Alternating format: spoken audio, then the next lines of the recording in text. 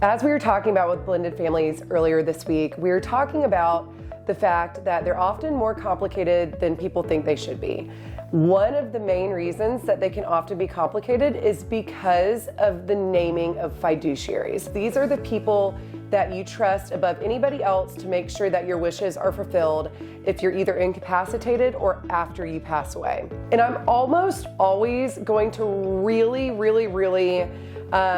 push you away from naming co-trustees, even in a non-blended family. And if you name co-trustees, they literally have to agree on everything. And that is just typically not going to be the best way forward because people butt heads, people don't agree about everything. And you really just need that one decision maker that can just step in and get it done. In this area, Athens, Georgia, Watkinsville, Georgia in general, there are lots of options for professional trustees that you can name. So number one, any of my clients can name my law firm as a professional trustee. We already have that relationship with you. We obviously know the documents very well, and maybe that's a good fit.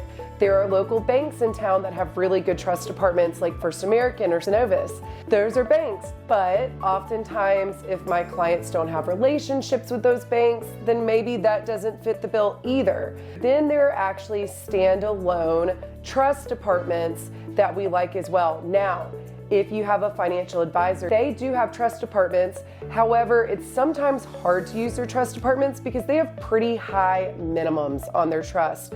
So they're only going to manage your estate if it is actually worth more than $1 million or whatever their threshold is.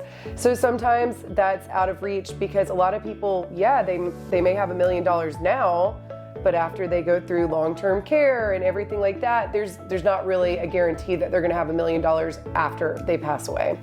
So these independent, smaller trust companies, standalone trust companies may be a really good fit for people.